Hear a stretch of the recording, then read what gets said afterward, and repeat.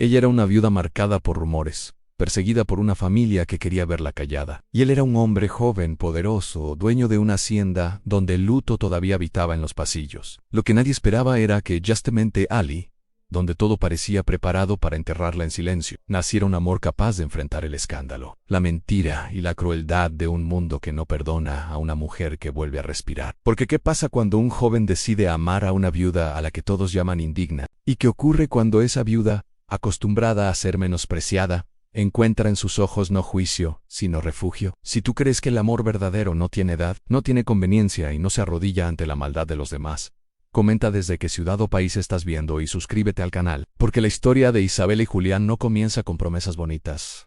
Comienza con valentía, con respeto y con un sentimiento prohibido que crece en silencio, hasta volverse imposible de negar. Bienvenido a Corazón. Mi nombre es Javier, y comencemos. En el siglo XIX, cuando los apellidos pesaban más que la sangre y la moral del pueblo se volvía cuchillo, la duquesa Isabela de Valcárcel aprendió que una mujer podía perderlo, todo sin haber cometido más pecado que respirar con dignidad. Aquella mañana, el aire olía a incienso húmedo y a madera vieja. El caserón principal de los Valcárcel, de piedra gris y corredores que devolvían ecos fríos, estaba vestido de luto desde hacía meses. Las cortinas negras, cargadas de polvo, parecían tragarse la luz de las velas. El duelo, en esa casa, no era un sentimiento, era un reglamento. Se hablaba en susurros, se caminaba con pasos medidos, se sonreía solo lo necesario para no desobedecer a los retratos. Isabela había sido duquesa por matrimonio, pero viuda por sentencia.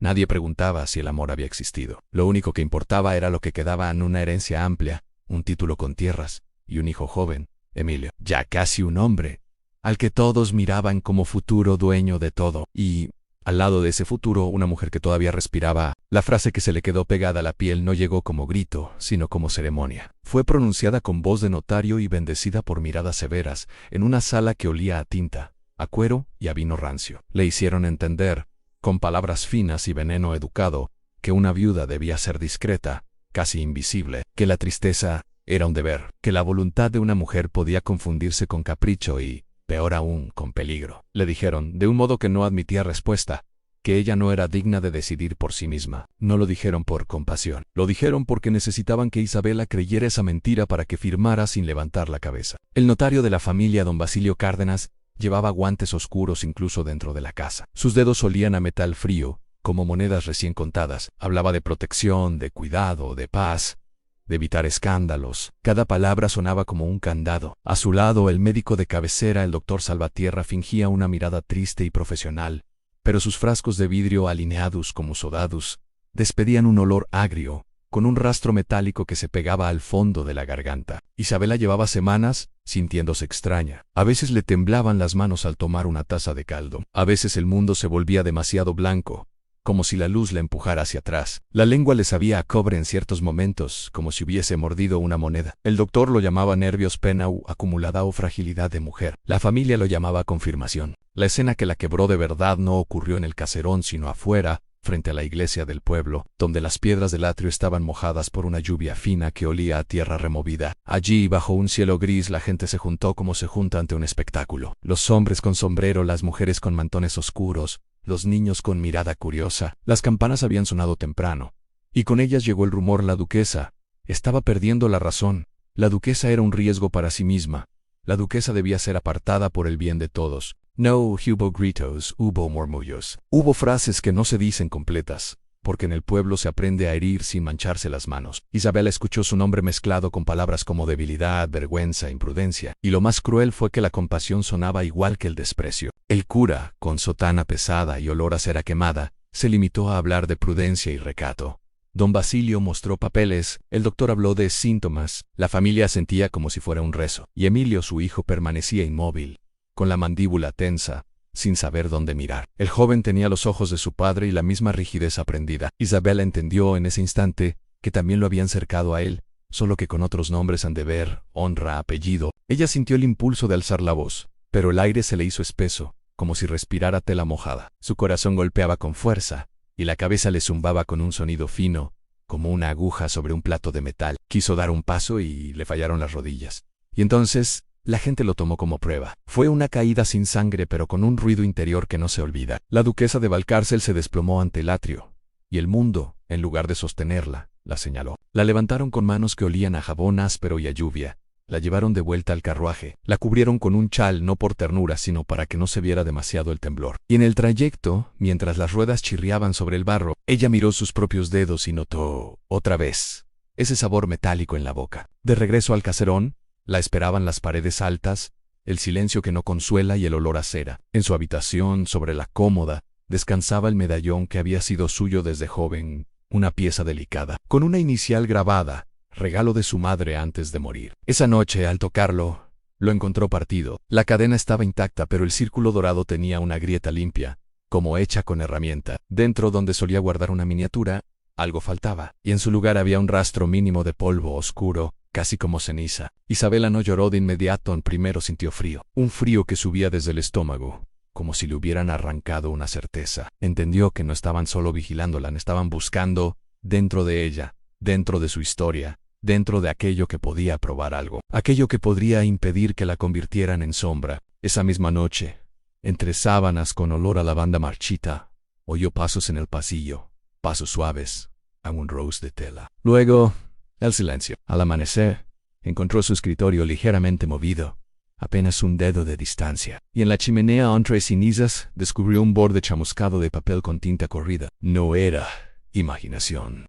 Isabela empezó a recordar pequeños detalles que antes parecían nada, el doctor insistiendo en que tomara una medicina, incluso cuando ella decía sentirse mejor. El notario evitando que se quedara a solas con ciertos documentos. Una criada nueva de ojos bajos, que aparecía siempre cerca de sus cajones. Recordó, también, un nombre mencionado en voz baja por don Basilio, la palabra herencia repetida como oración, la palabra incapacidad pronunciada con demasiado alivio. Y entonces llegó la orden. No la llamaron orden, la llamaron descanso. Le dijeron que viajaría al campo, a una propiedad distante, para recuperarse del agotamiento, lejos de los rumores del pueblo, que allí el aire era más limpio, el silencio más sano, la rutina más adecuada, que no debía preocuparse por nada, que todo se haría por su bien. Isabela, con la garganta seca y el sabor metálico aún pegado a la lengua, miró por la ventana. La lluvia había cesado, pero el cielo seguía opaco. Y por primera vez en meses, sintió miedo no de la soledad, sino de la compañía. En la mesa de su cuarto, bajo una vela que lloraba cera, tomó papel y pluma. La tinta olía a hierro. Escribió con manos cuidadosas, no porque estuviera tranquila, sino porque sabía que cualquier temblor sería usado en su contra. No puso todo. Puso solo lo suficiente para dejar una pista, para guardar una semilla de verdad en un lugar donde no la encontrarían fácilmente. Cuando terminó, presionó un sello. Pero el lacre se rompió. El mismo tipo de ruptura limpia que había visto en el medallón, como si alguien ya hubiese practicado el gesto. En el corazón de Isabela creció una certeza pesada. En esa casa no se discutía su salud. Se negociaba su destino, y sin embargo en medio de esa oscuridad, había algo que todavía no se había pronunciado y que ya rondaba como presagio en el nombre de un joven que no pertenecía a su historia, pero que pronto iba a sacudirla desde dentro. En la distancia más allá del pueblo, en una finca donde el olor a leña y a cuero se mezclaba con el viento, existía un hombre joven con luto propio, con heridas que nadie comentaba en voz alta.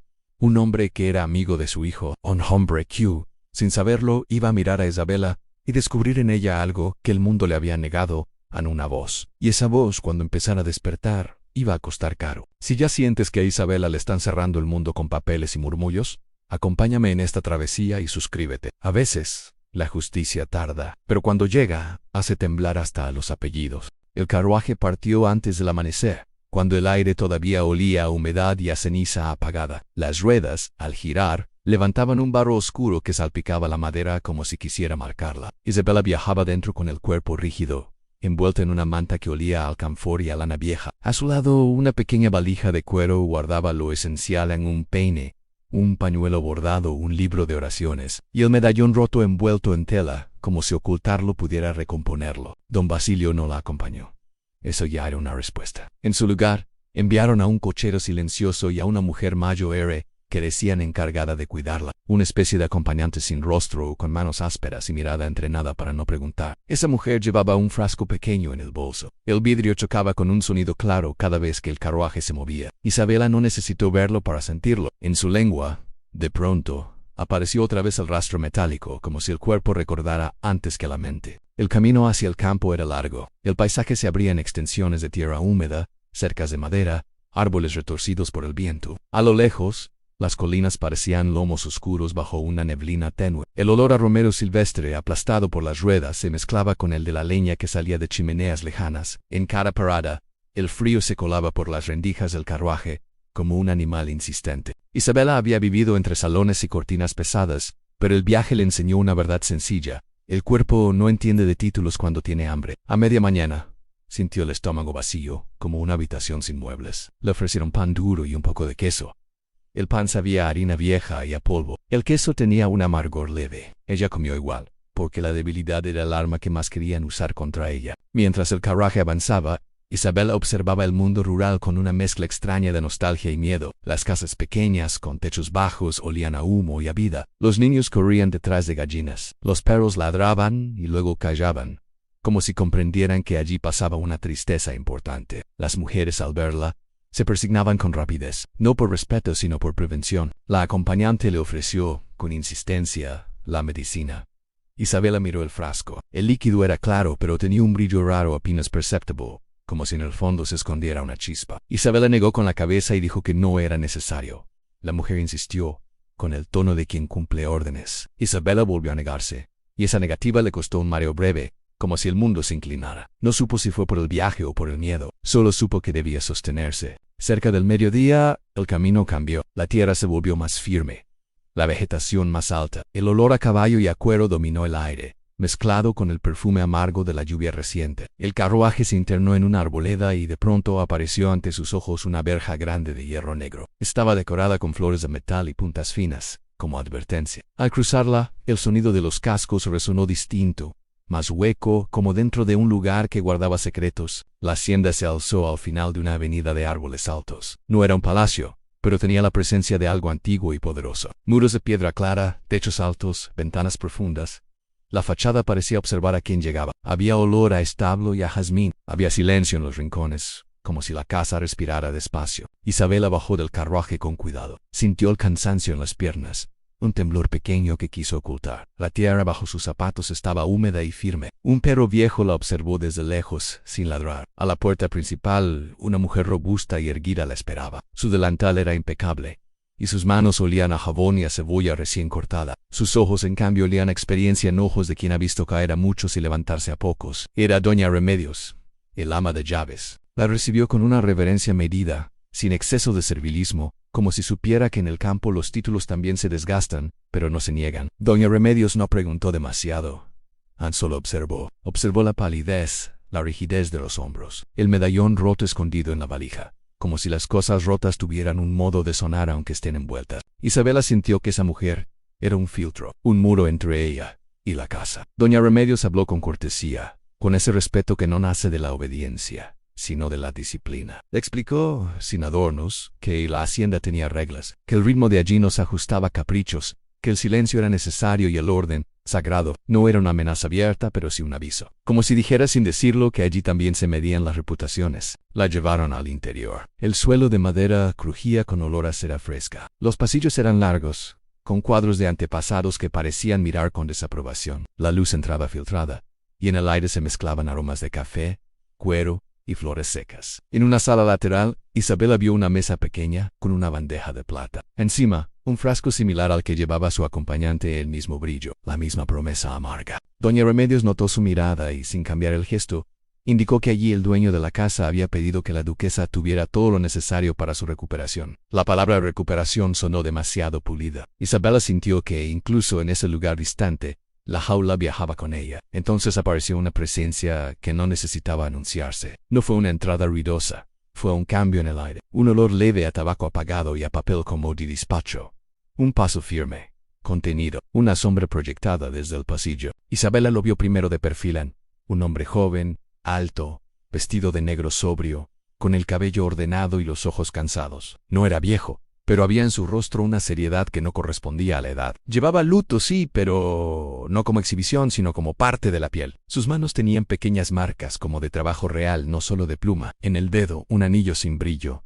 En la mirada, algo roto que no se decía. Era Julián de Almazán, conde y dueño de la hacienda. También era el mejor amigo de Emilio. La distancia entre ellos parecía injusta. Isabela, duquesa viuda, llegaba marcada por rumores. Julián, joven con poder, llevaba su propio silencio. Y sin embargo, cuando él la miró, No lo hizo con esa curiosidad cruel del pueblo ni con el cálculo de la familia. La miró como se mira a alguien que ha sobrevivido a una tormenta. Isabel esperaba la humillación, la esperaba como se espera el golpe, cuando ya te han golpeado antes. Pero lo que encontró fue otra cosa, una cortesía dura, honesta, sin dulzura falsa.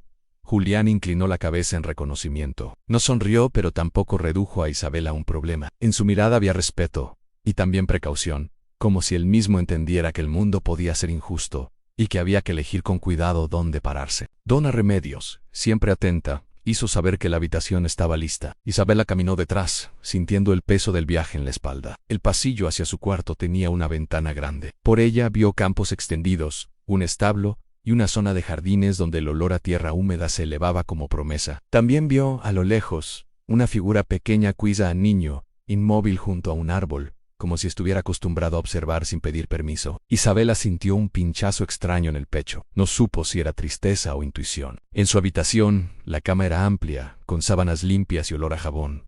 Había una mesa con agua, un espejo, una silla. Todo parecía preparado para que ella descansara. Pero el descanso, Isabela lo sabía, podía ser otra palabra para encierro. Al quedarse sola por un instante, abrió la valija y sacó el medallón roto. Lo sostuvo bajo la luz. La grieta se veía más clara. Dentro faltaba algo. Y, en el borde interno, casi invisible, había una marca en una raspadura fina, como de alguien que hubiera forzado el compartimento con prisa. Isabela pensó en el papel chamuscado, en el escritorio movido, en el frasco con brillo extraño, en el sabor metálico. Sintió ganas de correr, pero el campo era amplio y la reputación estrecha.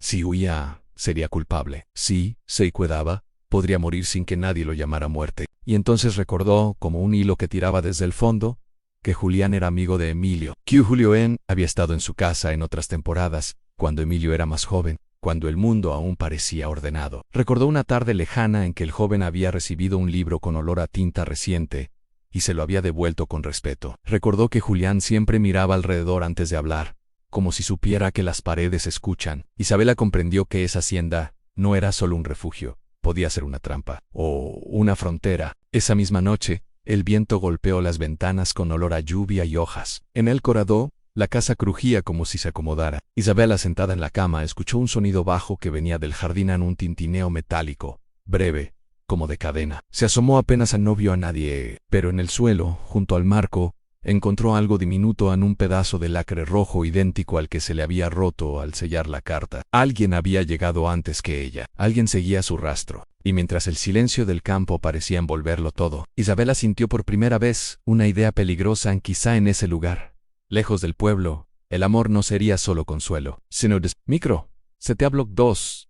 Aquí el dilema ya huele a lluvia y a hierro si estuvieras en el lugar de Isabela. ¿Confiarías en Julián por ser amigo de su hijo o temerías que todo fuera parte del mismo juego? Te leo en comentarios. La madrugada en la hacienda no llegaba con alegría. Llegaba con un silencio largo, de esos que se extienden por las paredes como una niebla paciente. Desperté temprano, antes de que el cielo aclarara por completo, con la sensación incómoda de que mi cuerpo había descansado menos de lo que mis ojos fingían. La habitación olía a jabón reciente y a madera encerada. Por la ventana entraba un aire húmedo que traía el perfume de la tierra mojada, y por debajo, una nota amarga que yo ya empezaba a reconocer como un aviso el olor discreto de ciertas infusiones y jarabes que no se preparan por cuidado, sino por insistencia. Me incorporé despacio, como quien sabe que cualquier debilidad termina convertida en prueba. Me movía con cautela no solo por miedo a caer, aunque eso existía, sino por miedo a regalarle al mundo el argumento que tanto deseaba. Había una disciplina nueva en mí, una forma de vigilar mi propio pulso, mi respiración,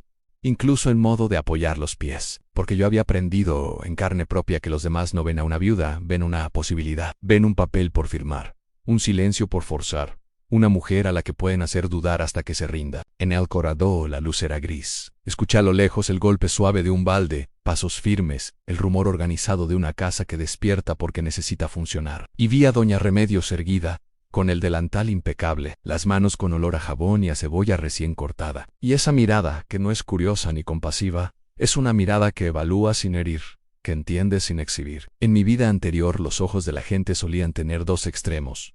O juzgaban, o fingían ternura, para sacar ventaja. En ella, en cambio, había una presencia seca y útil como una cuerda bien amarrada. Yo no sabía aún qué lugar ocupaba en el tablero de esa hacienda, pero intuía que su autoridad nacía de algo más profundo que la obediencia, Ella no parecía trabajar para agradar, parecía trabajar para sostener, y sostener una casa en duelo es sostener una historia que amenaza con desbordarse en cualquier rincón. Aún así, su rigor no me encogía. Me daba, por extraño que suene, una certeza en allí. Al menos, el orden no era el pretexto perfecto para humillarme. Bajé al comedor. El aroma del pan caliente me golpeó como recuerdo de vida real, simple, sin título. Me encontré deseando creer que el campo guardaba mañanas limpias, pero mis ojos se fueron solos hacia un aparador, como si algo dentro de mí tuviera brújula para el peligro. Allí, en una bandeja de plata, reposaba un frasco pequeño de vidrio, transparente, con un brillo casi invisible en el fondo, igual al brillo que había visto en el bolso del acompañante enviada por mi familia. Sentí que la boca se me llenaba de pronto del rastro metálico que ya me perseguía, como si llevara una moneda amarga pegada a la lengua. No lo toqué, ni siquiera me acerqué demasiado. Lo miré como se mira a un animal que se sabe manso por fuera y venenoso por dentro. Me senté, con el cuerpo recto, obligándome a comer despacio para no parecer ansiosa, obligándome a beber agua con calma para que nadie pudiera decir después que mi mano temblaba. En mi antigua casa, todo se interpretaba. Aquí yo sentía que también el campo no era ingenuo, solo cambiaba el modo de vigilar. Entonces percibí una presencia en el umbral, un paso pequeño, cuidadoso, como si la infancia tuviera que pedir permiso para existir en esa casa. Era el niño que había visto de lejos junto al árbol el día de mi llegada. Se quedó quieto, mirándome como si yo fuera una historia que le contaron y él tuviera que decidir si era cierta. Sus ojos tenían una prudencia triste que reconocí al instante, porque yo misma la llevaba desde hacía meses en la prudencia de quien aprende demasiado pronto que el mundo puede herir sin levantar la voz. No vi en él la curiosidad ligera de la niñez, vi un cuidado antiguo, un modo de ocupar poco espacio, de ser invisible, antes de que alguien lo obligara. Eso me dolió, porque me devolvió al patio de mi infancia, a la sensación de caminar como si el suelo no me perteneciera. Sentí ganas de ofrecerle una sonrisa, de decirle con el rostro que no necesitaba disculparse por estar allí, pero me contuve. En casas de duelo, una sonrisa se vuelve sospecha, y yo todavía no conocía las reglas invisibles de ese niño. Así que le ofrecí la calma de mi cuerpo, no moverme brusco, no mirarlo con insistencia, no exigir nada. A veces el respeto es eso, en dejar que el otro no tenga que defenderse. Elira cambió. No escuché un golpe de puerta, no, hoy Nancio. Solo sentí ese ajuste en el ambiente que ocurre cuando entra alguien a quien la casa reconoce. La madera pareció acordarse de él, la temperatura del silencio se volvió más pesada. Julián apareció con su luto sobrio, joven y al mismo tiempo envejecido por la seriedad. En él el luto no era ornamento, era piel amba y marcas discretas en sus manos, señales de trabajo real, y en su mirada una tristeza controlada, de esas que no se exhiben por orgullo ni por miedo. Observé también el modo en que miró al niño y entendí que entre ellos había una tensión delicada, una autoridad intentando proteger, y una infancia que temía incluso su propia curiosidad. Comprendí, sin que nadie lo proclamara, que Tomás era su hijo, y aquella palabra, hijo, no sonó a privilegio, sonó a responsabilidad, a herida, a vínculo protegido en silencio para que el mundo no lo mordiera. Todo en esa casa estaba cercado por normas invisibles, esas que nacen cuando alguien muere, y los vivos deciden que sentir se vuelve peligro. Yo había visto ese mismo mecanismo en mi caserón, en el duelo como reglamento, la tristeza como deber, la moral como candado. Yo traía mi propio candado conmigo. Sin embargo, por primera vez en mucho tiempo, alguien me miró sin la curiosidad cruel del pueblo ni el cálculo frío de mi familia. Yo esperaba humillación, esperaba el tipo de mirada que reduce a una mujer a rumor, pero lo que encontré fue otra cosa, cautela respetuosa. Una seriedad que no me recortaba, como si él supiera que la reputación puede matar más rápido que un veneno, y que por esa misma razón, se debe tener cuidado con lo que se repite. Dentro de mí, empecé a ordenar mis sospechas como quien ordena piezas sobre una mesa, el medallón forzado y vacío, el papel quemado en el escritorio apenas movido, la acompañante que cargaba un frasco igual, la presencia del mismo frasco en el comedor como si fuera normal, el sabor metálico que aparecía en mi boca sin invitación. Todo era demasiado pequeño para ser prueba y demasiado constante para ser coincidencia. Me asfixiaba esa contradicción, no poder demostrar y al mismo tiempo no poder ignorar. No era fácil admitirlo. Yo había empezado a dudar de mí, Annie, mi familia lo sabía, don Basilio lo sabía, Annie. El doctor lo sabía, todos habían trabajado esa duda como quien trabaja la tierra para que nada crezca. Me habían repetido con suavidad venenosa que yo estaba nerviosa, que yo estaba debilitada, que mi mente estaba frágil por el duelo. Me habían enseñado poco a poco que mi intuición era exageración. Y, cuando una mujer duda de su propia intuición, se vuelve el terreno perfecto para cualquier escritura ajena. Sentí entonces que aquella hacienda también tenía sombras propias, No era solo mi historia la que había viajado hasta allí. Era una red que atravesaba tierras y apellidos. Lo percibí en la manera en que Julián observó el frasco. No fue curiosidad, fue reconocimiento. Como si ya hubiera visto ese brillo antes. Como si supiera que ciertas soluciones aparecen siempre cuando alguien empieza a hacer preguntas. Y esa certeza me recorrió como frío. Si él reconocía, significaba que el veneno no era metáfora. Poco después, la bandeja desapareció del comedor. Fue un movimiento rápido, sin espectáculo, como una orden silenciosa que la casa obedecía. El alivio me llegó como un soplo y de inmediato me asustó. Porque el alivio, después de tanto miedo, es peligroso. Anuna se aferra a él y se olvida de que el peligro no se va, solo cambia de lugar. Si el frasco ya no estaba allí, podía estar en cualquier otro sitio. En mi cuarto, en mi agua, en una servilleta, en el borde de una cucharita. Aprendí que, cuando alguien tiene paciencia, no necesita prisa. Más tarde, caminé por el jardín. Buscaba el mundo físico, ese donde las cosas son lo que parecen, hojas, barro, viento. La tierra mojada olía a promesa. Las flores tenían un perfume insistente, y el frío era real, honesto. Vi a Tomás otra vez sentado cerca de un árbol, con una cuerda entre las manos. Hacía y deshacía nudos como si intentara sujetar algo que se le escapaba. Aquello no era juego, era necesidad. Me quedé a cierta distancia y lo observé. No como quien vigila, sino como quien aprende. En su concentración había una soledad callada, una paciencia triste, como si el mundo se hubiera vuelto demasiado inestable y la cuerda fuese el único lugar donde él podía decidir algo. Mientras lo miraba, noté detalles que antes se me habían escapado, en el modo en que sostenía el extremo de la cuerda con demasiada fuerza, como si le doliera soltarla. El modo en que su espalda se tensaba cuando escuchaba pasos a lo lejos. La manera en que su mirada buscaba siempre una salida, incluso en un jardín abierto. Ese niño parecía vivir con el cuerpo preparado para la pérdida, y eso me quebró por dentro, porque yo conocía esa preparación. Es la que nace cuando uno siente que el amor puede desaparecer sin explicación. La palabra enferma llegó hasta mí como eco de pasillos, no como acusación directa, sino como repetición de lo que otros ya habían dicho. Sentí el golpe viejo en el pecho, pero me obligué a permanecer serena. Si yo me alteraba, sería prueba. Yo estaba cansada de ser convertida en argumento. Millie Maite Resper. A mirar la cuerda, a entender que en una casa como esa la verdad debía construirse con paciencia, igual que un nudo firme. En Tomás había una tristeza demasiado grande para su edad. Comprendí, sin necesidad de detalles, que había perdido a su madre. La muerte allí no era un evento aislado, no era una regla pegada a los muebles, al modo en que se caminaba, al modo en que se cerraban las puertas, y sentí esa pena particular que nace cuando una mujer descubre que un niño ya sabe medir sus palabras. Él parecía haber aprendido que hay temas que no se nombran en voz alta, porque nombrarlos convoca miradas. Luego llegó un aviso que casi no tenía forma, la idea de que había gente que escuchaba. Tomás, con un gesto mínimo, hacia una ventana oscura del ala que me habían pedido evitar, me reveló que ciertos rincones de la hacienda eran heridas abiertas, y que no era solo el luto lo que vivía allí. Me recorrió un escalofrío porque reconocí el mismo mecanismo de mi viejo caserón: paredes que oyen, corredores que repiten, ojos que se esconden donde no deberían. Había en esa casa una vigilancia que no siempre se mostraba como autoridad. A veces se mostraba como costumbre. Al final del día, cuando regresé al interior, la casa parecía más consciente de sí misma. El pasillo olía a cera y a café, y escuché voces bajas, murmullos que querían parecer conversación común. Entonces, un nombre atravesó el aire con claridad, como pronunciado con familiaridad. Basilio. Mi cuerpo se tensó. El mismo Basilio que vestía la ley como guante y la usaba para apretar gargantas sin ensuciarse. Sentí que la sangre me bajaba a los pies.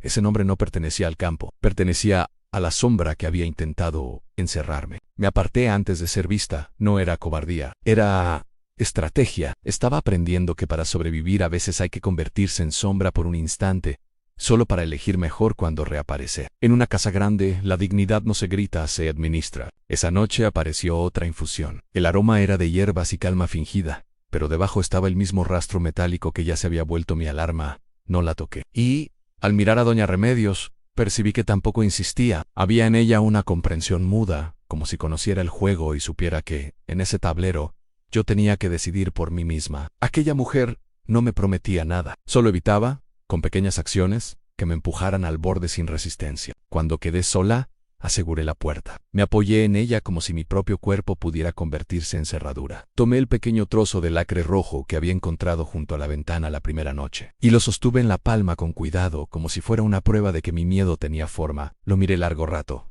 Era mínimo, ridículo incluso si alguien lo viera desde afuera, pero yo sabía que los grandes planes se sostienen en detalles pequeños. Un pedazo de lacre podía significar una carta abierta, Un medallón forzado podía significar un secreto robado. Un frasco con brillo podía significar una vida apagada con paciencia. Y por primera vez desde la humillación frente a la iglesia, no me sentí vencida, me sentí despierta. A la mañana siguiente el sol apareció tímido, como si también respetara el luto de aquella casa. El aire traía olor a pan, a establo y a humedad. Bajé con pasos calculados, sosteniéndome como quien sostiene también su nombre. Sabía que para muchos yo no era una mujer recuperándose, era un rumor intentando mantenerse en pie. En el campo los rumores no se dicen con tanta elegancia como en la ciudad, pero se sienten igual como dedos que empujan, como miradas que pesan, como silencios que no son inocentes. Encontré a Julián en el corredor principal. En su postura había esa contención que nace cuando alguien aprende que mostrar demasiado sentimiento puede volverse arma en manos ajenas. Llevaba un libro en las manos como si fuera más que un objeto, como si fuese una oferta discreta de abrigo, sin promesas pronunciadas.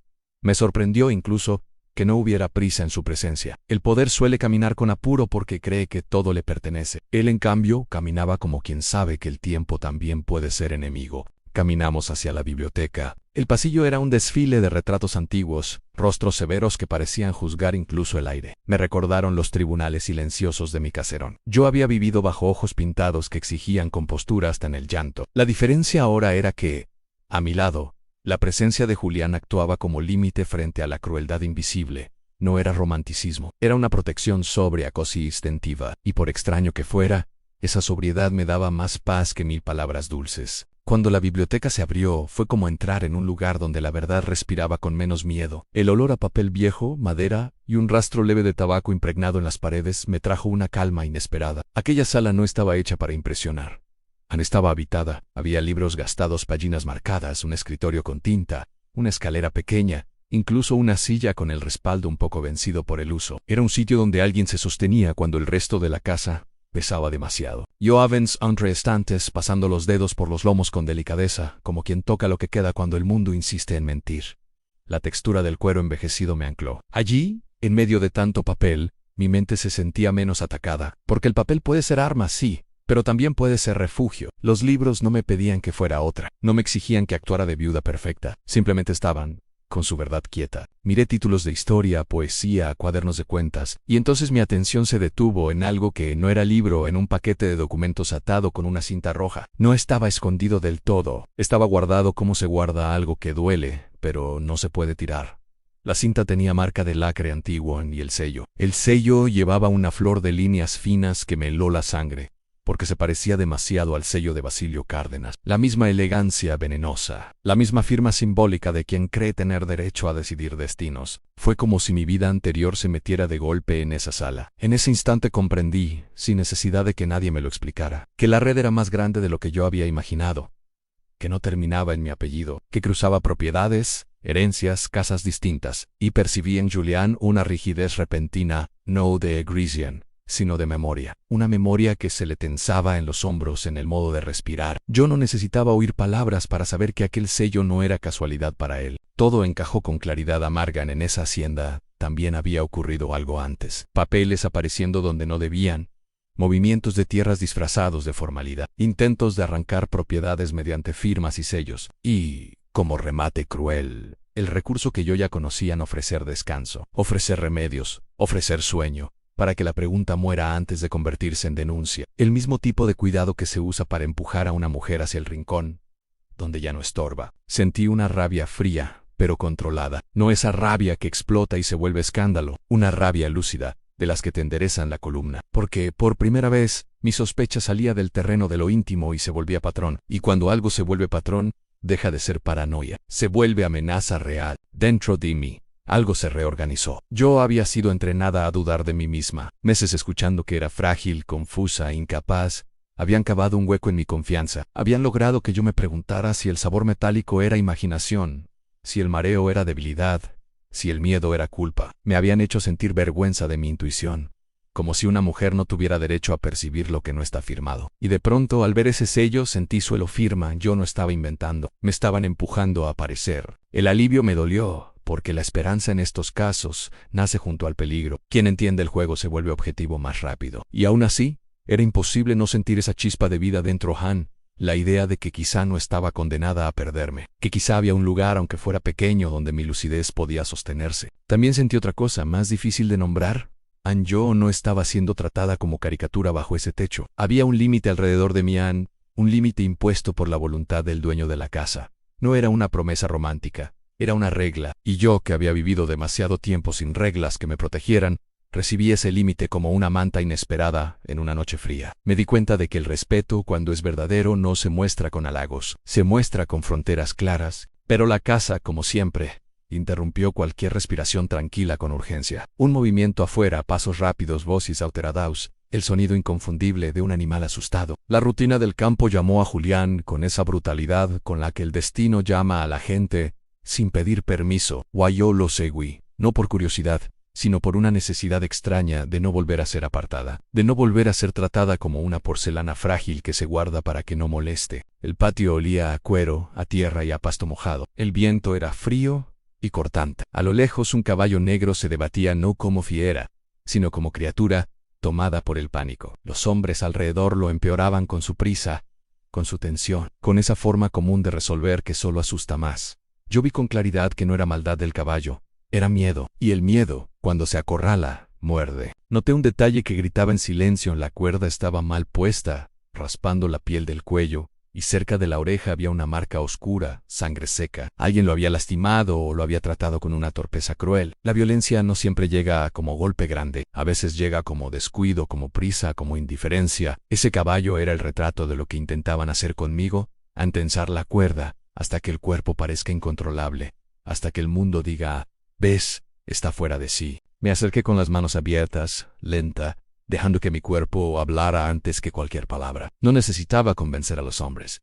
Necesitaba no ser amenaza para el animal. El caballo temblaba, resoplaba, pero empezó a dudar, como si recordara de golpe que también existe una mano que no hiere. Y en esa duda había una puerta. En esa duda había posibilidad. La tensión cedió poco a poco. La calma no vino de un gesto heroico, vino de la paciencia. Y yo sentí que aquella escena, tan simple, era un mensaje para mí misma: no todo se domina con fuerza. A veces, lo único que salva es no repetir la violencia. Julián, firme, atento al ritmo del animal, asumió el control cuando el caballo ya no se sintió acorralado. Su autoridad no necesitó gritos, necesitó presencia. La crisis pasó en minutos, pero dentro de la casa algo cambió.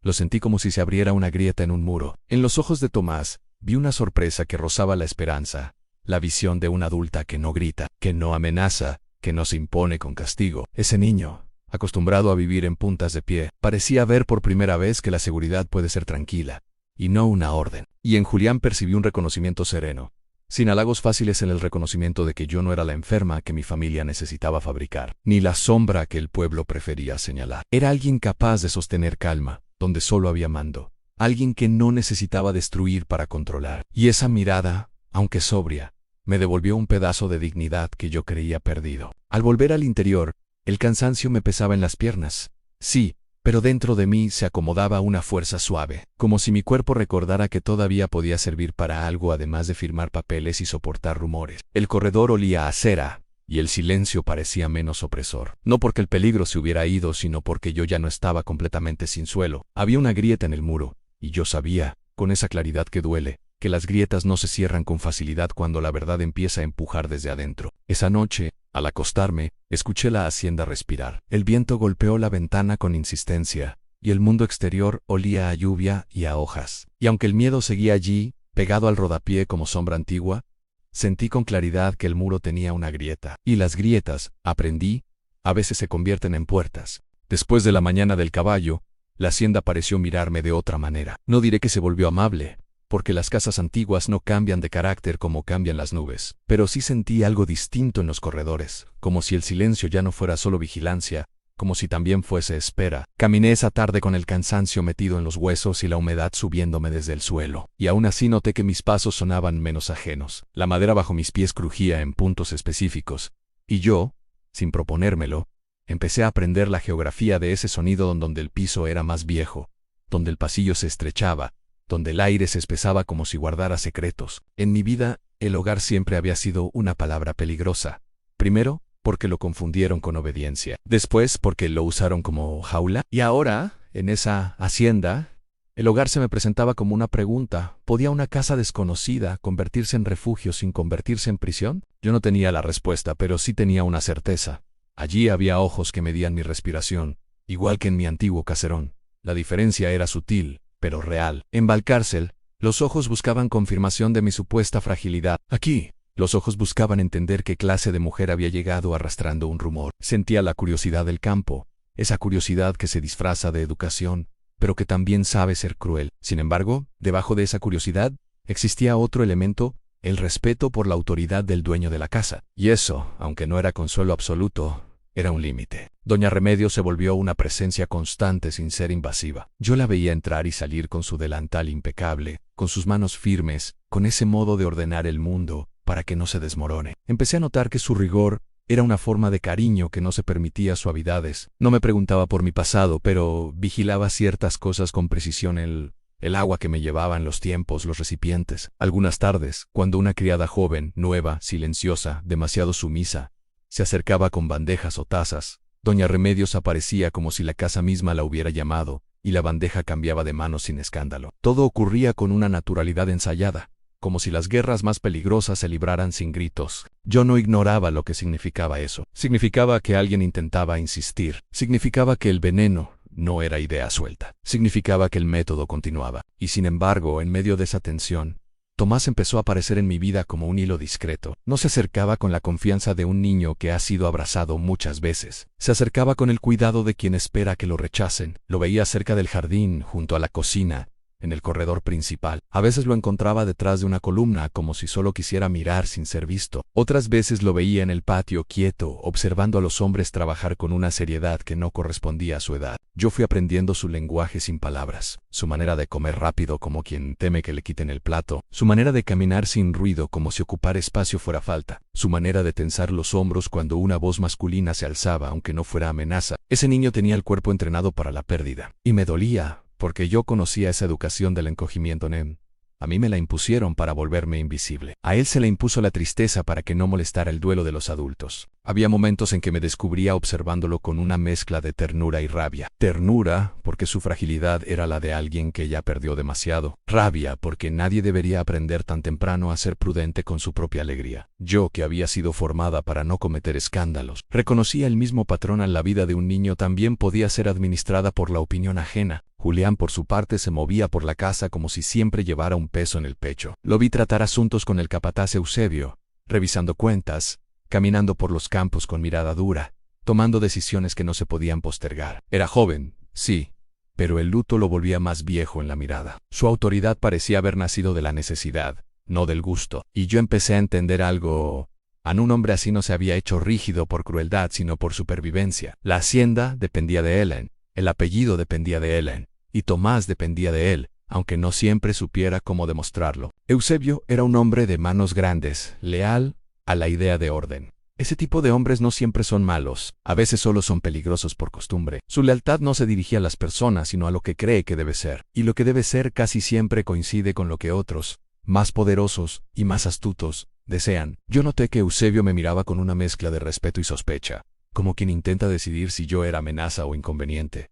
El campo, pensé, también juzga, solo que lo hace con botas. Los días avanzaron, y yo empecé a sentirme más fuerte, no porque la tristeza se hubiera ido, sino porque había dejado de pelear sola contra mi propia duda. El simple hecho de no tomar nada sin olerlo, de no aceptar una taza sin mirar quién la trae, de cerrar mi puerta por la noche, me devolvía una dignidad mínima. Era triste que la dignidad tuviera que verse así como una mujer vigilando su agua, pero así era mi realidad. En una tarde de cielo bajo, vi algo que me confirmó que el peligro seguía caminando por la hacienda. Una carta. No la vi abierta, no la vi en manos de nadie. La vi y leyó sobre una bandeja de metal en el corredor del despacho. El papel era de buena calidad, demasiado para ser asunto rural, y el sello. El sello tenía la forma de una flor, de líneas finas. Yo sentí que el cuerpo se me enfriaba. No necesitaba leer el nombre para saber. Basilio no había dejado de existir porque yo me hubiera alejado del pueblo. Basilio no soltaba aquello que podía poseer. Esa noche el aire olía a lluvia y a cuero. Me quedé en mi cuarto más de lo habitual,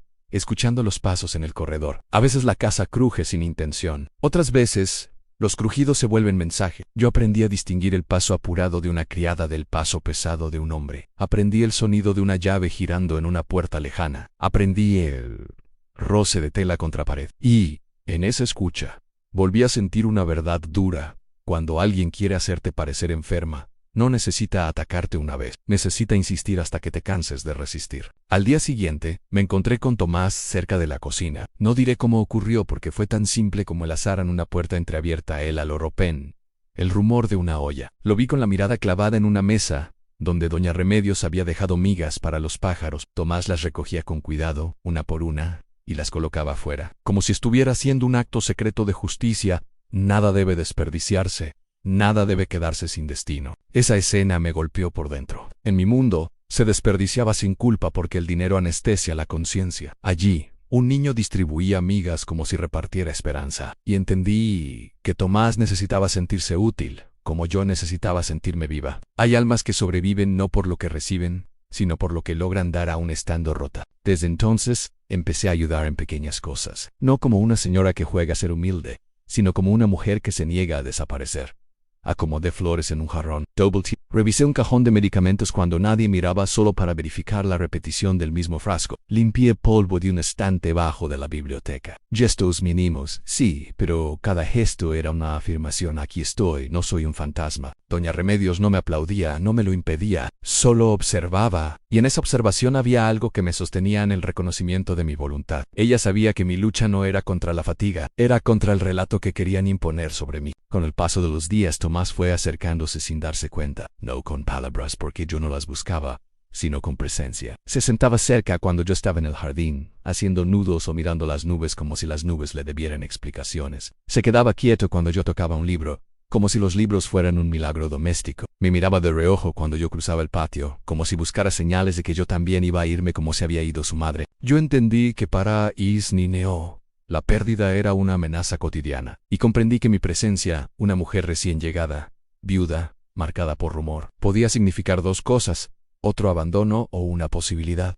Yo no podía prometerle nada, pero podía ser constante. Y la constancia, para un corazón pequeño, es más valiosa que 1000 discursos. Esa misma constancia empezó a molestar a quienes preferían verme débil. Lo noté en la actitud de la criada nueva, que me observaba con ojos bajos pero atentos. Lo noté en un cambio sutil en los tiempos antazas que llegaban cuando yo no las pedía, infusiones presentadas como costumbre de la casa, low note and you, que parecía incomodarse cada vez que Tomás aparecía cerca de mí, como si le molestara que el niño se vinculara con alguien que el pueblo había etiquetado como problema. Y, por encima de todo, lo noté en la forma en que el nombre de Basilio empezó a aparecer como sombra en los bordes de la hacienda en cartas. Visitas anunciadas con anticipación, hombres hablando en voz baja en el corredor del despacho. Yo no escuchaba conversaciones completas, pero no las necesitaba. Cuando una red se activa, el IRA cambia. Una tarde, mientras el viento movía las hojas con violencia, vi a Julián entrar al despacho con el rostro más duro de lo habitual.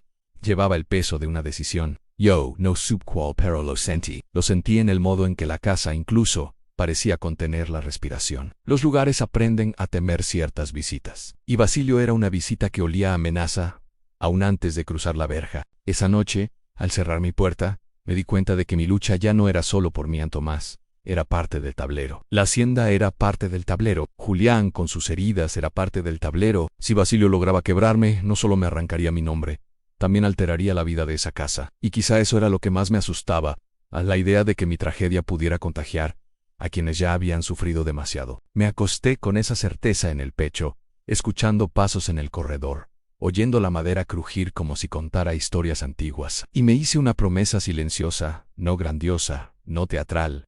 No volvería a beber nada por obediencia. No volvería a callar por vergüenza. No volvería a regalar mi mente a quienes querían administrarla, porque si yo volvía a perderme, Basilio ganaría sin mancharse las manos. Y yo ya había aprendido, por fin, que sobrevivir Tam. La primera vez que sentí que la hacienda iba a convertirse en el escenario de mi caída definitiva, no fue por un ataque frontal. Fue por una cortesía demasiado perfecta, por una mesa demasiado bien puesta, por una quietud que parecía ensayada. Hay momentos en que la paz no huele a descanso, huele a preparación. Esa tarde el viento había cambiado. Venía cargado de humedad y de un aroma agrio, como de hojas golpeadas contra piedra. La casa parecía más silenciosa de lo normal, como si incluso los cuadros respiraran despacio para no delatarse. Doña Remedios se movía con más precisión que otros días, y yo lo noté en lo mínimo, en el modo en que revisó las tazas antes de colocarlas, en cómo se detuvo un segundo extra frente a la alacena, en cómo evitó que cierta criada, la nueva, la de ojos bajos y manos demasiado prontas, cruzara sola el corredor del ala principal. Yo ya había aprendido que, cuando alguien quiere hacerte parecer enferma, elige siempre el mismo método en convertir tus rutinas en sospecha y tus síntomas en confirmación. Primero te ofrecen algo para dormir. Luego te repiten que te ven pálida. Después le cuentan a otros que te notan confusa. Y cuando por fin la confusión llega de verdad, porque el cuerpo no aguanta el ataque continuo, te señalan con alivio.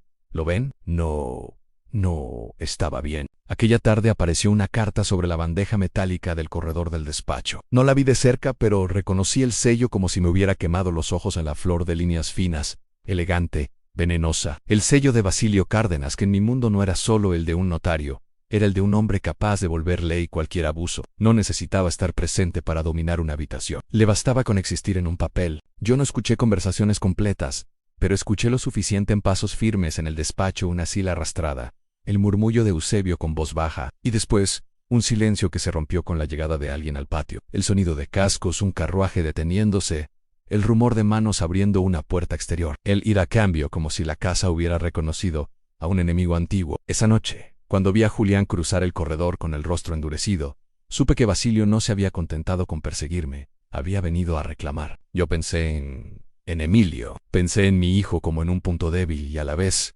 como en una esperanza. Porque si Emilio seguía creyendo que todo era por mi bien, entonces yo estaba sola en el lugar más peligroso, en de la sospecha sin defensa. Pero si Emilio había empezado a entender, entonces todavía había un puente. No tuve noticias de él esa noche, y eso, en sí mismo, fue una respuesta. La cena se anunció con una formalidad que me erizó la piel. No había risas, no había ruido de platos golpeados con prisa, todo parecía demasiado ordenado.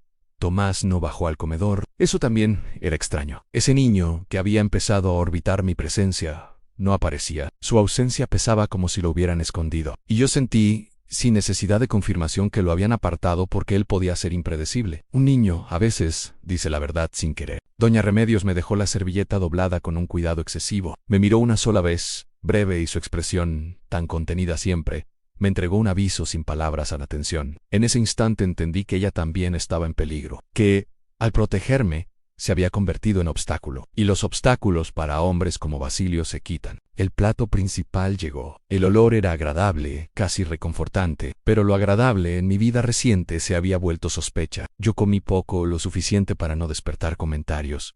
Bebí solo agua, y aún así la olí. Ese gesto mínimo era mi resistencia diaria. A veces la dignidad se reduce a eso, Ana, una mujer respirando antes de tragar. Después de la cena, la casa me empujó hacia el salón principal, como si fuera natural reunir allí a la señora que debe descansar. Vi desde el umbral a Basilio por primera vez en la hacienda. No necesitaba gritar para ocupar espacio. Su presencia era la de alguien que cree que todo le pertenece, incluso el destino ajeno. Vestía con esa elegancia sobria que vuelve respetable lo indecente. Traía consigo un portafolio de cuero, y la seguridad de quien ha ganado demasiadas veces sin ser juzgado. Junto a él, como una sombra conveniente, estaba el doctor Salvatierra, el mismo tipo de mirada profesional y triste que yo había visto en mi caserón, los mismos gestos de preocupación ensayada. Lo que más me heló no fue verlo, fue comprender que el campo no me había apartado de ellos. Me habían traído aquí para que la condena se firmara lejos de ojos incómodos. Yo no escuché palabras exactas, pero vi el teatro desplegarse en papeles sobre una mesa, un tintero, una pluma.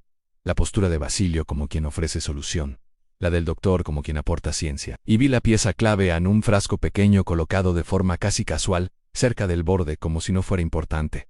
Lo reconocí por el brillo en el fondo, ese brillo que mi lengua ya conocía. Me pidieron que me sentara, me indicaron los documentos con una paciencia falsa. Mi mente ardía, pero mi cuerpo se mantuvo firme.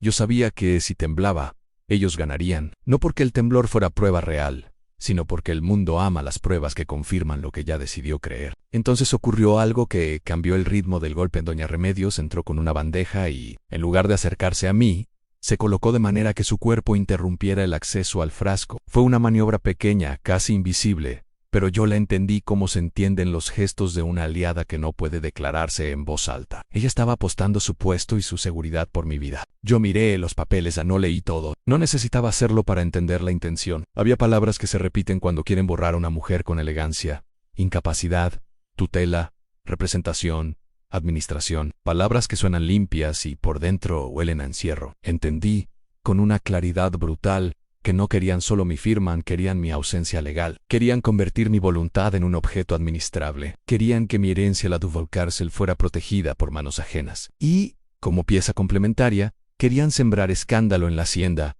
manchar el nombre de Julián por acogerme, obligarlo a ceder parte de sus tierras para evitar líos. Ahí estaba la red completa. Ahí estaba el sentido del sello que yo había visto en los documentos de la biblioteca en Basilio. Llevaba tiempo rondando esta casa. No había venido por caridad hacia mi familia.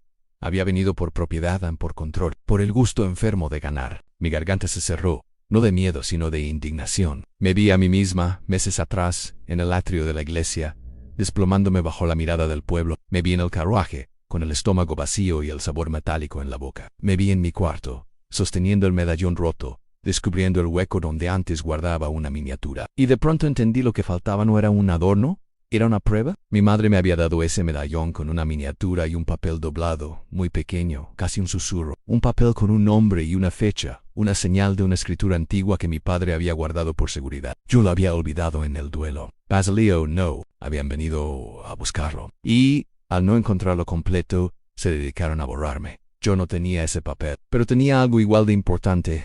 Tenía patrón, tenía sospecha confirmada por repetición. Y sobre todo tenía una hacienda, donde el dueño no era un títere. Yo miré a Julián. Lo vi quieto, duro, con esa tristeza contenida que ahora se parecía más a rabia contenida. Y entendí que él también estaba mirando el teatro desde adentro, midiendo el momento exacto de romperlo, sin que lo acusaran de violencia. El doctor acercó la infusión como si fuera gesto de cuidado.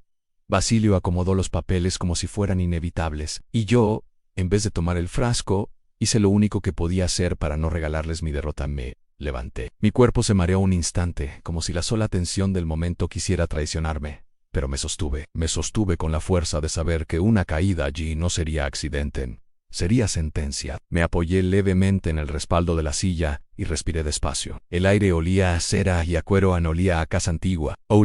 Y entonces sucedió algo que, desde afuera, podría parecer casualidad, pero que yo entendí como la grieta de la que hablaba mi corazón. Tomás apareció. Entró al salón no como un niño obediente, sino como un niño desesperado. Venía pálido, con los ojos grandes, cargando en las manos algo que no debía tocar: mi medallón. Roto, mi medallón. El que yo guardaba envuelto en tela en mi valija. Sentí que la sangre se me helaba. La pieza que faltaba en el tablero se movía sola. Tomás lo levantó sin comprender el peligro, como si hubiera encontrado un tesoro triste. Y al moverlo, cayó al suelo un fragmento minúsculo, oscuro, un pedacito de papel chamuscado, con tinta apenas visible. Yo lo reconocí al instante. Era el borde del papel que yo había visto en la chimenea de mi cuarto en Valcárcel. La misma tinta corrida, la misma quemadura. La criada nueva, la de ojos bajos, dio un paso hacia el niño con demasiada rapidez. Basilio también se inclinó, demasiado interesado. El doctor miró el medallón como si mirara un diagnóstico. En ese segundo, la máscara se les corrió. No estaban allí por mi salud.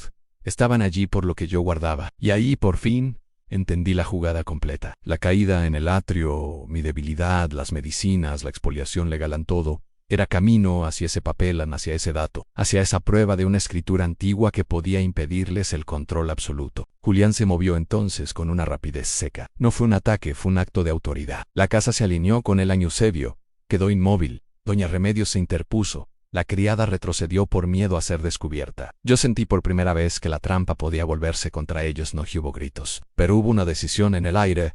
Aquello no se firmaría en silencio. Esa misma noche, el medallón y el fragmento chamuscado quedaron guardados bajo llave, no en mi cuarto, en un lugar donde yo supe que nadie, salvo Julián y doña Remedios, podía tocarlo. Y, antes de que amaneciera, la hacienda ya se estaba preparando para el único terreno donde Basilio no podía controlar todo a la luz pública, porque los hombres como él necesitan sombras. Y yo por fin estaba dispuesta a llevar mi historia al sol. El amanecer llegó con una claridad fría, como si el cielo también quisiera presenciar lo que iba a ocurrir. Yo me vestí con manos firmes, no porque no temblara por dentro, sino porque ya no estaba dispuesta a que mi temblor fuera interpretado como culpa. En el espejo vi a una mujer más pálida de lo que recordaba, sí, pero también vi algo nuevo.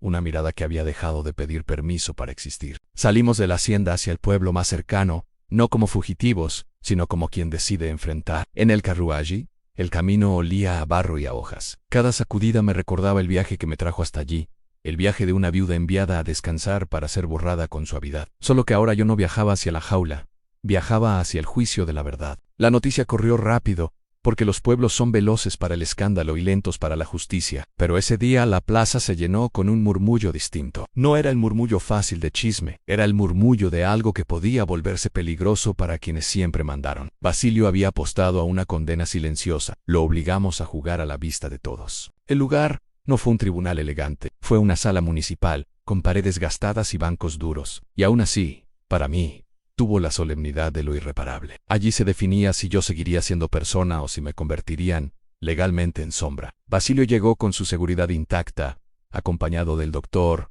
con papeles en mano, con sellos y términos diseñados para confundir.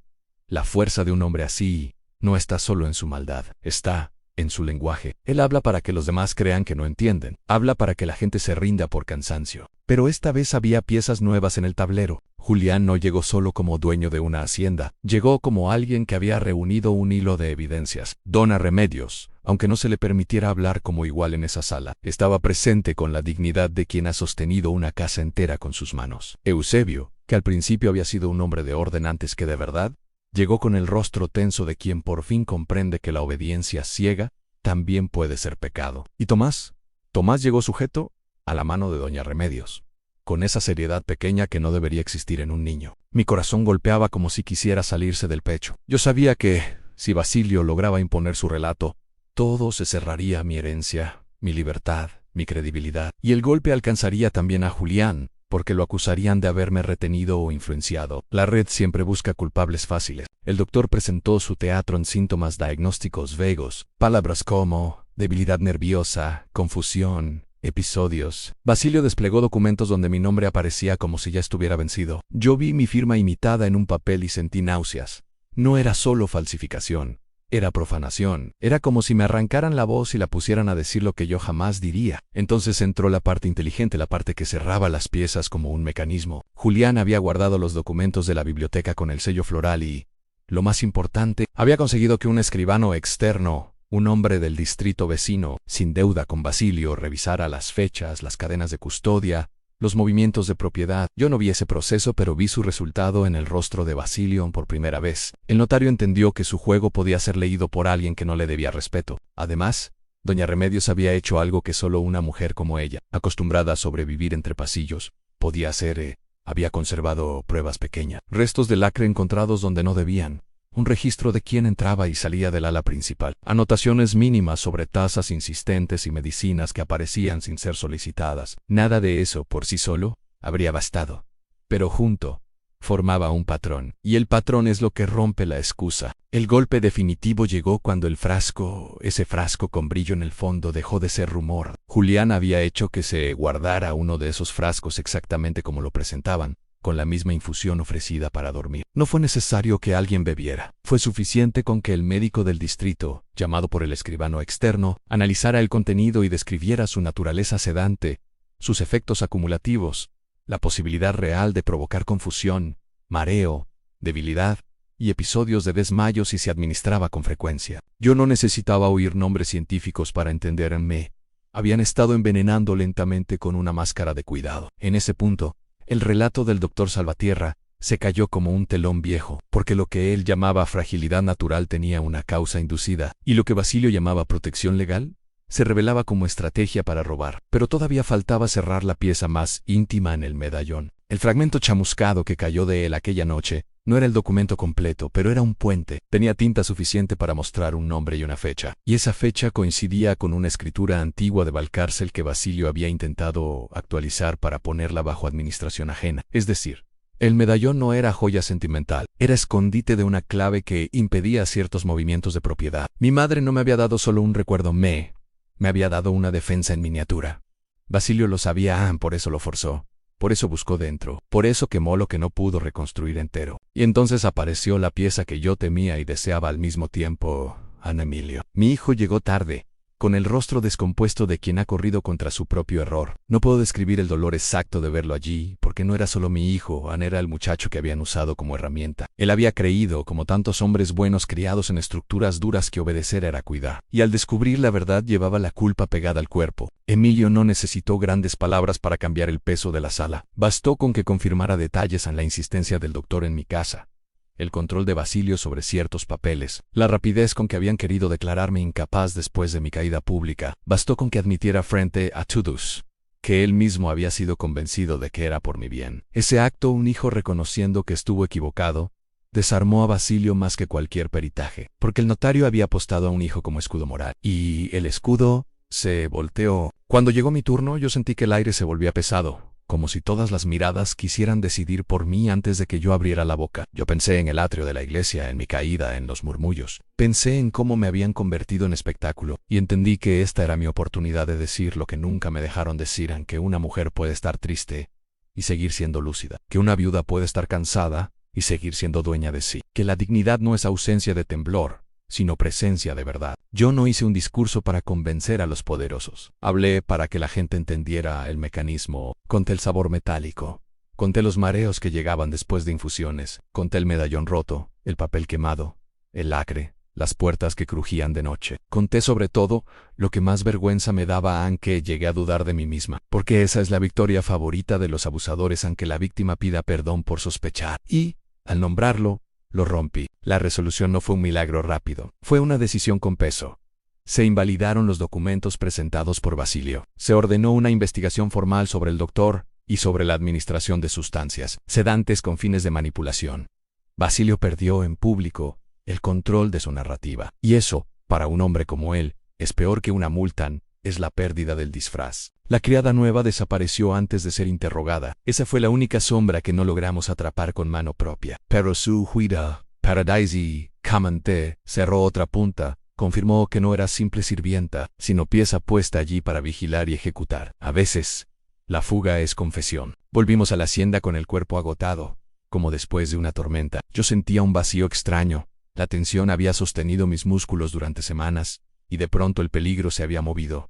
No desaparecido, pero sí expuesto. Y eso cambia todo. La luz pública no cura heridas, pero impide que se pudran en secreto. En los días siguientes, me recuperé de verdad. No porque un médico me diera permiso, sino porque el veneno dejó de entrar en mi taza. Mi cabeza se aclaró como un cielo que por fin se abre. Empecé a dormir sin sobresaltos, y cuando despertaba, el sabor metálico ya no estaba allí. Esa ausencia fue, para mí, la prueba más íntima de la verdad. Yo no era débil por naturaleza. Me habían debilitado. Emilio se quedó un tiempo en la hacienda. Lo vi caminar con una humildad nueva, como si por fin comprendiera que la honra no se sostiene con orgullo, sino con reparación. También vi a Julián más silencioso que nunca, como si el juicio le hubiera arrancado una capa de dureza, y ahora no supiera qué hacer con la ternura que quedaba. Tomás, poco a poco, volvió a aparecer como sol. Se acercaba sin miedo, ya no escondido. Su cuerpo empezó a soltar la tensión de los hombros. Un niño no se cura con palabras bonitas, se cura con constancia,